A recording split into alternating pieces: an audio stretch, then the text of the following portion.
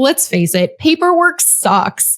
And also, it's not the best use of our time. So what do we do when we know we should be out there lead generating and building our business, and instead we are drowning in paperwork, emails, and little details that are just draining the soul from our bodies? Well, the answer is hire a transaction coordinator. So today's guest is me, actually, your host, Shelby Johnson, longtime real estate agent, team leader, and investor out of North Carolina.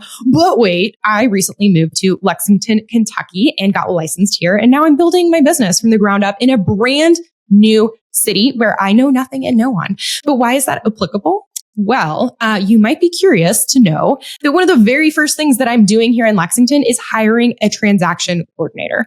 Expect to learn why I'm hiring a TC before I even have clients, how much TCs cost, how to find a good one, what to ask during the interview process, and stick around to the end for some red flags to look out for. You are listening to the Real Estate Rockstars podcast, the show for agents who've been around the block and are finally ready to build a sustainable, scalable business.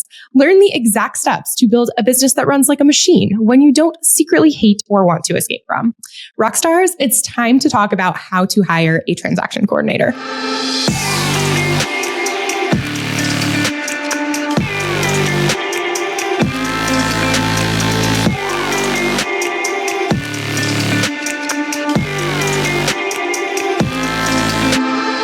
Before we get into step one of how to hire a transaction coordinator, I just kind of wanted to address the elephant in the room, which is, why is that girl hiring a TC before she even has clients? Especially since there's a lot of schools of thought out there that it's like the agent needs to go through the transaction several times on their own before they hire a transaction coordinator, just so they like fully understand the process. And I am aware of those schools of thought, although I personally disagree with them. So for me personally, why I'm hiring a transaction coordinator out the gate is that I want the confidence that I'm not going to miss steps or timelines or required documents. I want the confidence to know also that my offer is what's normal in that market and what a strong offer looks like, what normal earnest money looks like, what's a normal inspection timeline, and who the best inspectors are and who the best insurance providers and closing attorneys and all of those things. And you know what? Like, who knows that better than a transaction coordinator who's out there crushing deals for the best agents in this market? Like, I don't think anyone knows it better. I mean, of course, you can ask people at your brokerage, and I will do that, of course, too. And you can ask a bunch of people, but I know that with a transaction coordinator who is a well-oiled machine, they are used to seeing file after file and have great intel on that. And also, they have skin in the game. So as an agent, they want you to get to the closing table because that's also when they get paid. So if you do well, that means their business does better as well. And ultimately, I'm here to do what's best for my client, to keep myself and my clients out of trouble instead of learning on their transaction, learning as we go. I don't want to do that. I'm cutting that step. Okay, the next question that a lot of people might be thinking right now is, well, how much does a transaction coordinator cost? Because if I'm a new agent, especially, I don't have money to just be coughing up, I don't have deals, I don't have transactions yet. Well, okay, before I jump into that, there are two types of transaction coordinators primarily. The first type is a third-party pro, and that's kind of who I've been referencing so far. This is the well-oiled machine. This is a transaction coordinator who has an actual business. They're working with clients. They're doing a bunch of deals. So that's the third-party pro. The other type of transaction coordinator is what I call like an in-house minion. This person usually does not have experience. It's just like your mom's sister's friend who's like looking for a side gig, and she's good with organization. And so you're like, oh, this is great. Come on and be my transaction coordinator. I'll save a couple dollars. Well, I actually did that year one, and I ended up wasting time, money, and my sanity. I would not recommend doing this, in theory, cheaper option to have that in-house minion unless you have your own systems and processes 100% locked in. Because if you do, then you can take anyone and put them in the seat, and then they can check the block and run the play. But it is in a total different experience than hiring that person who has a brain, has experience, not that the other person doesn't have a brain, but like has a brain when it comes to transactions and can help look ahead and proactively see problems before they arise and be your partner in crime moving towards the closing table. Okay, so in regard to cost though, that third party pro is totally market dependent, but normally it's like 350, 400, 450, anywhere from like 350 to maybe $550 per transaction, depending on the market. And it's also going to vary if they're doing both sides or if they're just single side. And it depends on how much that you request them to do in regards to like extras, which I'll get into in a little bit. But that in-house minion person, you can charge them. I mean, you can pay them hourly and whatever you can negotiate. And especially if you're getting someone overseas, that could be really inexpensive, like anywhere from $5 an hour. But for me, what I am doing is I'm 100% going for the third party pro because I want to fall into someone else's systems and in a new market. Like I just said in the beginning, like I do not have the Kentucky state everything locked down, and nor am I willing to test out that. I would rather have someone where I'm like completely confident in their process. Next up is how to find a good transaction coordinator. And I would skip Google. That's not where most TCs live. What I am actually doing here, I've already done it, is I have identified who the killer agents are in my market. You can do this through the MLS, but what I did specifically within EXP, there is a thing called Workplace where you can see all of the other agents in the entire brokerage. And they also have a state page. So like I went to the state Kentucky page and I looked at the members. There's identified by like icon agent, which means that you've closed like a shit ton of transactions. And so what I did is I posted on that actual page itself being like, hey, looking for a transaction coordinator. Who do you recommend? But I also DM'd those top performing agents within this market. You can look on the MLS for closing stats. You can also probably get on Zillow and see who's crushing it. These are all different ways.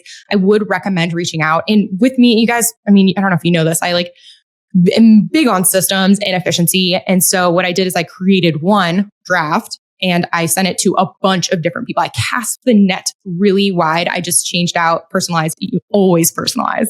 Seriously. So I changed out like, hey, Lisa, hey, Karma, hey, whatever. And I have the template in which I did for that. If you guys want it, just hit me up at the Shelby Show. I will share anything I have ever. Instagram, the Shelby Show is the best place to hit me up. But anyway, okay, so you've reached out to killer agents. Also, reach out to killer lenders and closing attorney offices, because these are the people who are working with several different agents and are likely to have also worked with transaction coordinators. So like literally hit them up and be like, hey, who do you love working with in regards to transaction coordinator? Who is like always on their shit and great to work with. And now you have your pool of people that you want to interview. So now you're like, okay, I have them. Now what? Right? Okay. What you're going to do is you're going to reach out, obviously. I recommend doing this by email, which I'll get into in a second, but you're going to reach out specifically and you're going to ask if they're able to take on more clients, aka you agents, that is their client. Also ask for any more information on their services and then just see what they say. So I pay attention to everything in this email reply. I pay attention to the timeliness of their reply, their signature block, their writing skills, their attention to detail in regards to grammar, spelling, punctuation, everything. And then also like their overall friendliness, because these are all really good indicators of how they will interact with your clients. Also pay attention to whether or not they answered both of your questions.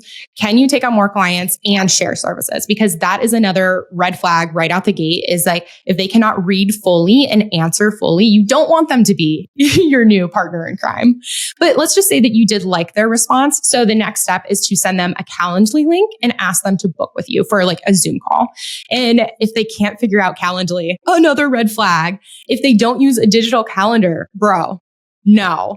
And also note, if you're an agent out there and you're not using Calendly, what are you doing? You need to get on that like ASAP. Calendly is amazing and saves lives. Okay, here we are at the interview process. And just so you know, everything that I'm about to go through, I do have a cheat sheet and I am going to upload it to the toolbox for this particular show.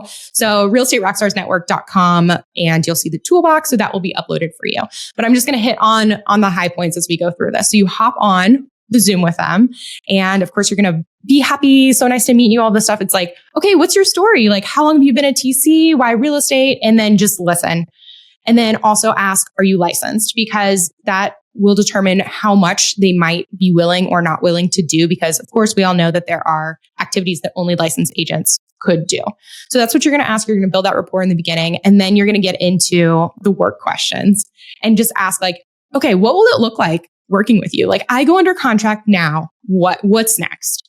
And they should be able to provide you a step-by-step detailed response, ideally written out. This might even be something that they sent over when they outlined their services in the email that they sent you. But if they do not have lanes identified, what is the agent responsibility? What is their responsibility? Clear and complete. To me, that's a red flag. I'm looking for someone who has their shit together, and I'm looking to fall into their processes, especially in the beginning, until maybe down the road, I do convert to that in-house option. But right now, I really want to make sure that this agent or this TC knows everything they need, because again, it's really important to the success of me starting out and learning in this new market, but also for my clients. It really does matter. Now that we've established lanes, the next thing that I ask is, how do you collect information for the handover process?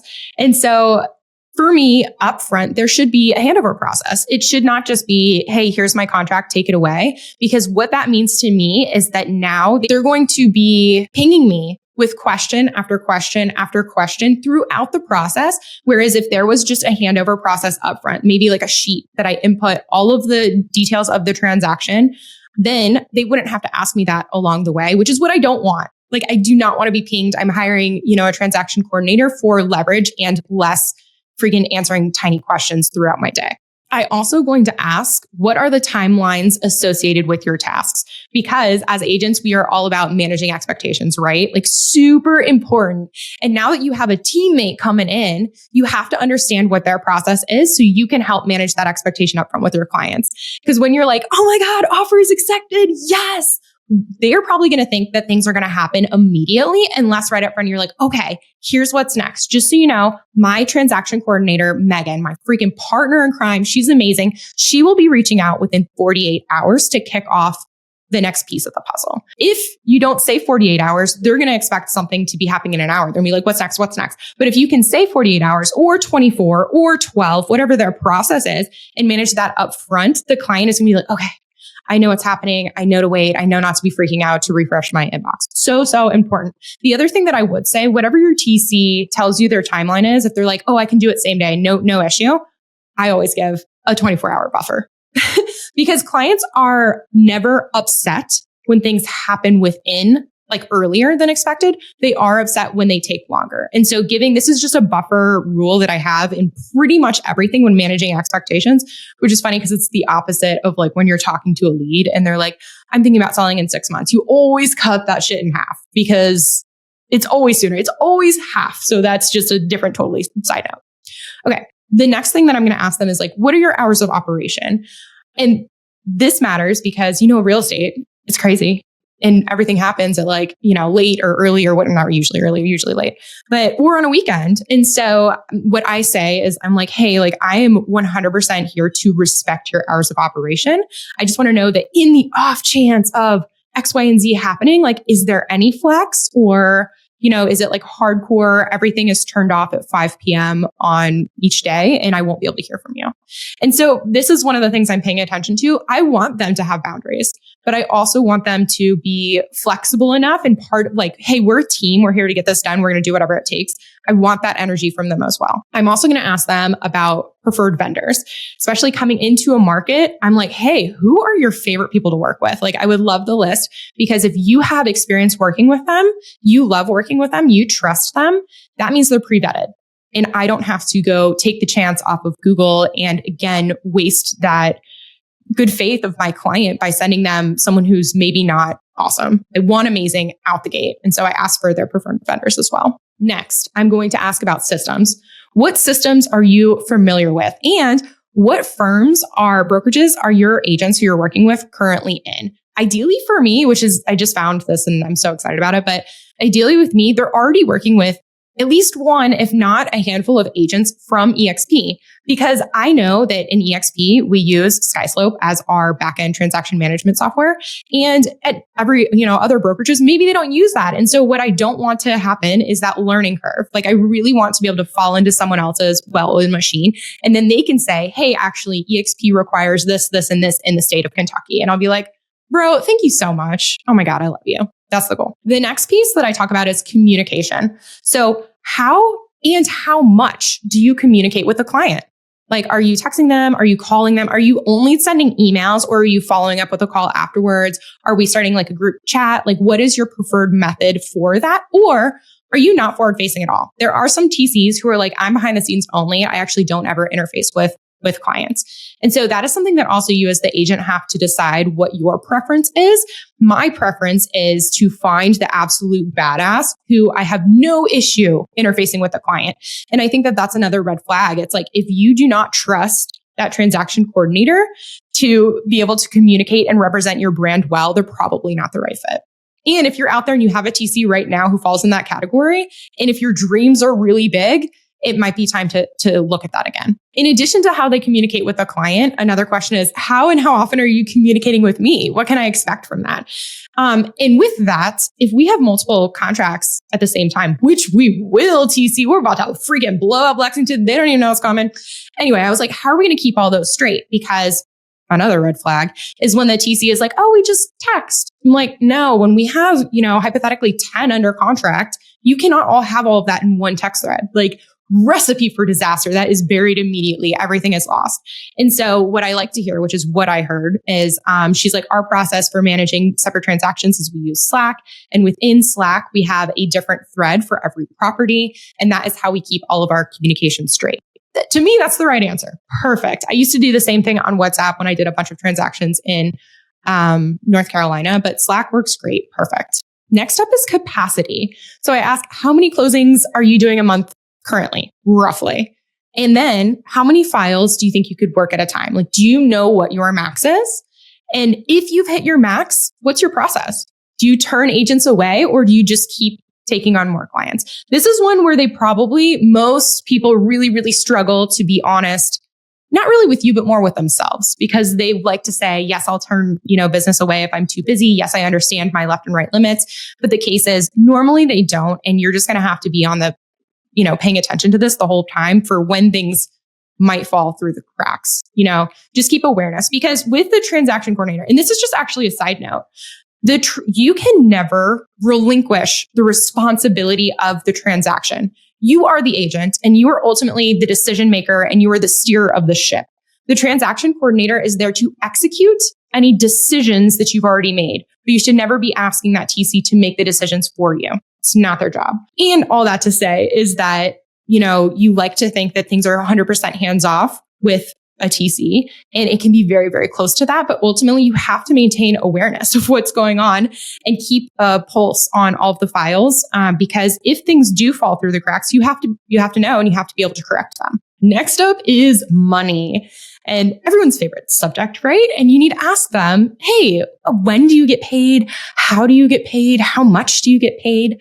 Those are all questions that you need to iron out upfront. Most third-party pros are only paid at closing, which is great because you can throw it on the closing disclosure and it can be paid, after you've received your income, it can be paid. And therefore it's not this like overhead expense, because man, overhead really adds up if you let it. If you have like an office or you have like a bunch of maybe your firm doesn't have your CRM included in, whatever, that stuff adds up really quick, and adding on administrative, salaries essentially, like on top of that is just really painful. So anyway, all that to say, the TC it's usually really low risk, because paying at closing, means you're getting paid and you can afford to pay them, which is amazing. And that's why everyone can start with a TC like right now. Let's go. With that though, also good to ask, what happens if a file falls through? Transactions terminate. It happens. So what happens in that case? And they should have some sort of rule where it's like, oh, we don't charge if contract falls through, or if we've made it through the due diligence period, the inspection period, then we charge 50% or something like that. So that's kind of the money situation. But what I tack on, this is like extra. I ask, hey, is it possible? Like if I paid you a little bit extra, I would love to compensate you just to really handhold me through the first couple transactions. Like explain to me as we go, timelines, the rules, requirements, because I want to be the best agent for you possible. I want to be your number one agent. And so is that something that you'd be open to? And what this does is a couple things. One, it's showing them that you want to learn. And most agents don't. They just want to throw a freaking steaming pile of dog shit on the transaction coordinator's desk and then run away, see you at closing. So you're showing them that you want to learn. You're also showing them that you value their time because they're in a business too, and they're trying to make money, and anything above and beyond an extra that they do for you, like they should be compensated. And most of the time, not even most of the time, like right now, my TC was just like, no, it's totally fine. Like, which is very sweet. I'm still going to throw her extra at the end because I want her to know how much I value and appreciate the extra time, effort she's taking to handhold me through my first couple of transactions. Also, she agreed to set up templates for me, which is amazing. Definitely something that you can ask because it also helps them, the transaction coordinators, because like, for instance, in Kentucky, we use .loop, in EXP, we use SkySlope. It doesn't matter. But within .loop, what I asked her to do is if she could set up a seller loop template and a buyer loop template. And so now she did that. She put all of the required documents for each file specifically for EXP. She set it up for me, and I'm going to plug in my information. So that way all the documents are as pre-filled as possible. So that way I am ready to rock and roll. But this makes her job a little easier down the road too, because now she knows everything's in there and she doesn't have to be like, oh, this agent forgot again to do the wire freaking fraud, whatever. So in theory, it's helping her too. This is also a time where you could ask if they are open to doing other things. Like some people, my buddy Allie just never gets into anything paperwork, like 0%. And so she asked her TC, would you draft the offer for me? Would you draft the listing agreement? All of that stuff. But some TCs are like, I only take the file once it's under contract or listing agreement signed. So that is just something else that you might want to ask up front. And we are getting close, guys. Okay. Have you ever done the DISC assessment? And I'm a big fan of the DISC assessment. This is the Tony Robbins personality assessment thing. Keller Williams used it a lot. I was at Keller Williams my first year, and that's where I was introduced to it. I still use it all the freaking time. Like I use it when I hired my virtual assistant, like my personal assistant. I used it. And then also whenever I'm meeting with the agents that I coach in 5 Pillars Nation, a lot of times I'll have them do the DISC assessment. So when we're sitting down and we're going through their marketing strategy, like what are you going to do for leads? How are we going to build your brand? We can look at their DISC personality and then also create a plan that matches their authentic personality. So it's not just like trying to drive a square peg into a circle, whatever the freaking saying is. But anyway, bringing this back to, the transaction coordinator in particular, I have a DISC breakdown that shows like the strengths and weaknesses of each letter, DISC. And then also I have a sheet on what I think is best for a transaction coordinator hire. So if you're interested in those, hit me up. Again, at the Shelby Show, I'm happy to send that with you, or actually I could upload it to the toolbox too. I don't know. Anyway, if you want it, just let me know. Okay. And guys, by this point, we're wrapping up the conversation and you probably have a really good feel for who they are and how you'd work together. And if you want to proceed, but like just in case, I promise to do some red flags. So some red flags to look out for me at least. Are they fun? Are they friendly? Do I want to work with them? Guys, real estate is hard. It freaking kicks your teeth in every day. And so having a partner to like laugh at the world with, like, joke and make fun of and yourself and other people. It's just like way more fun if you guys vibe on a personal level. But other red flags, I said isn't friendly, right? That a red flag is if they're not friendly, not if they are friendly. Okay, moving on. Another red flag is if they don't take notes, offer to look into things, and offer to follow up. This is something that I think is so important for a transaction coordinator. And inevitably throughout your conversation, there's going to be something that came up that you're going to either want them to follow up with. So if they're not taking notes, how are they going to remember to do that? And there's inevitably going to be something where they're like, oh, I'm actually not sure. If they don't offer to say also, but I'll look into it and I'll let you know, red flag. And then also just in general, I will follow up with that. So those are all key things that are necessary for a transaction coordinator. They need to be organized, take notes, and be on their shit. They need to offer, be proactive. Hey, I'll look into that. I'll find out and I'll follow up. If they're not doing those things, it's not who I want. Because if they're not doing those things, then I'm going to have to do those things. And my leverage is just weaker by that point. The last thing that I look out for is someone who's like totally rigid in their process. Like I don't want someone who will not have any bend or sway in regard to hours of operation or working together, my template emails, their template emails, interactions with a client. Like I want there to be a flexibility for us to grow together. Okay, at this point, you are going to hire them and maybe, or maybe not. So here in Kentucky, I interviewed 2 people before I found the one I wanted, which was the 3rd person I hired. And I'm really excited about it. But yeah, definitely do not sacrifice your standards. Hold true to your standards on these. But now, okay, you have hired them and now you have confidence going to conversations. You have someone to turn to on your team who really gets the ins and outs, state requirements, brokerage requirements, all of the things. And you have a new friend and it's going to be great.